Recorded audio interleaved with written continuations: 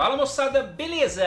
Professor Bruno voltando com o nosso novo curso de JavaScript. Sem demora, vamos continuar direto de onde nós paramos na aula passada, onde nós estamos falando sobre o uso do ponto e vírgula em JavaScript. Bora para a aula?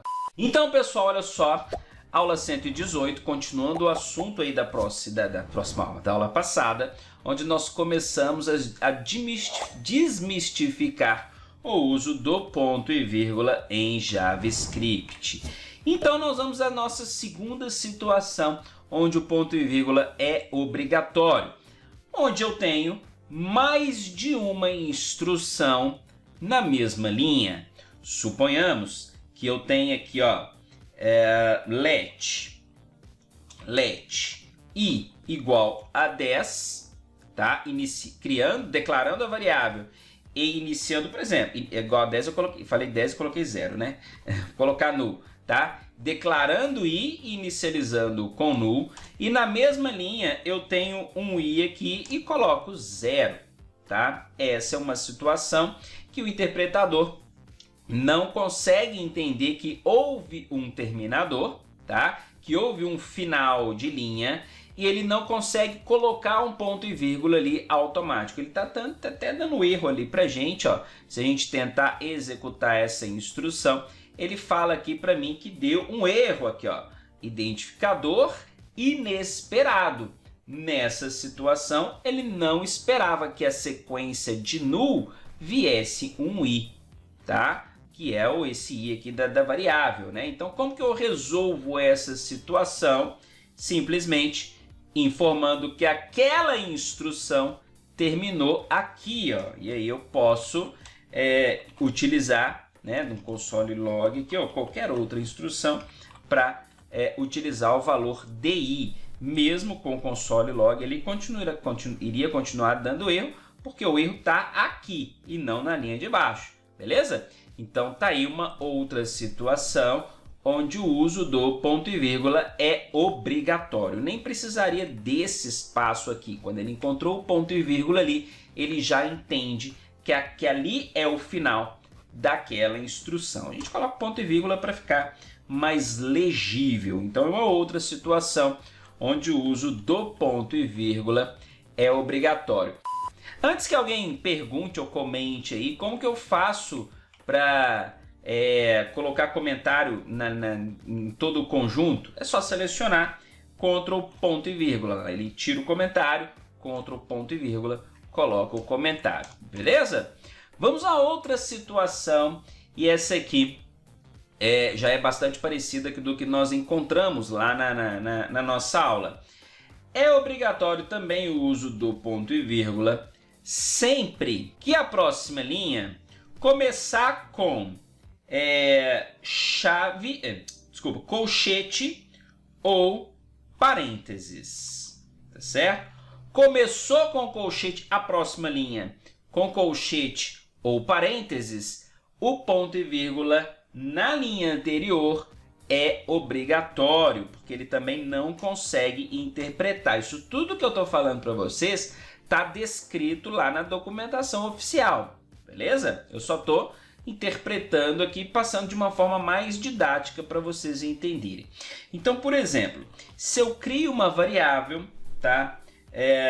De texto aqui, ó, canal, contexto CFB cursos, beleza? E na próxima linha eu vou utilizar alguma instrução que comece com colchetes ou com chave, ou com parênteses, tá? Eu preciso indicar o ponto e vírgula aqui. Vamos ver um exemplo? Criei a variável, tá? Não tem nada a ver com o conteúdo que a gente vai colocar aqui, mas, por exemplo, eu vou escrever aqui, ó,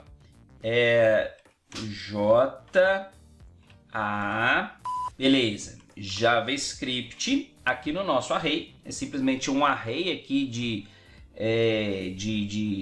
caracteres, e aí eu quero executar, por exemplo, um for each dentro desse array, para ler caractere por caractere aqui. Então posso dar um ponto e colocar aqui um for each, beleza? Deu Enter aqui, ele completou aqui para mim da forma que eu não queria. For each. E aí, cada caractere eu vou colocar aqui em letra, tá? E simplesmente eu vou executar uma instrução só. Daqui um console log em cada uma das letras que vierem aqui. É uma instrução perfeitamente válida, tá? Já que eu tenho um array e o for each faz parte do array. Mas por que vai dar erro? Olha só, vamos limpar, executar e deu um erro. Por quê? Porque exatamente cai na regra onde essa situação, a próxima linha, onde eu tiver um colchete ou um parênteses, eu preciso colocar um ponto e vírgula.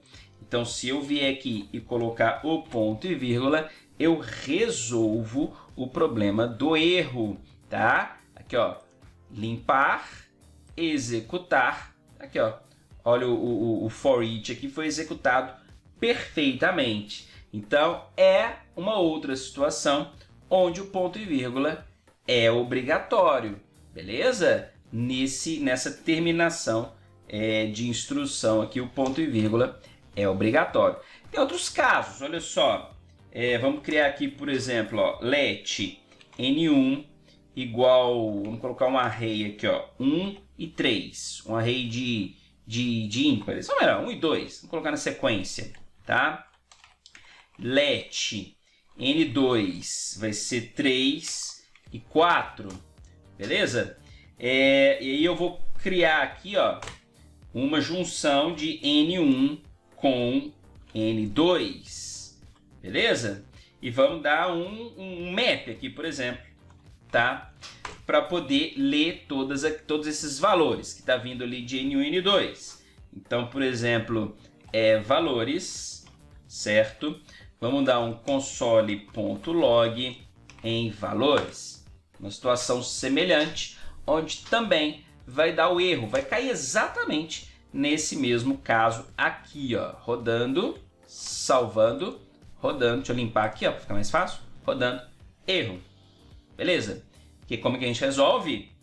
Antes da linha que começa com o colchete, eu coloco o ponto e vírgula, limpando, rodando, tá aqui, ó, rodou a nossa instrução sem problema nenhum. Então cai exatamente neste mesmo caso aqui. Vamos fazer uma situação com parênteses? Vamos fazer uma situação com parênteses, tá? Aqui, ó, por exemplo, let n igual a 10 ou n igual a null, tá? E aí eu coloco aqui, ó, vamos abrir parênteses, falar que n recebe 10 e na sequência vamos dar um console log em n. É uma situação que nós vamos encontrar um erro, aqui, ó, rodando, erro, tá vendo? Por quê? Porque a próxima instrução, a próxima linha aqui, ó, depois da declaração de variável, começa com parênteses. Como que eu resolvo? Indico para ele o ponto e vírgula aqui e está resolvido o nosso problema.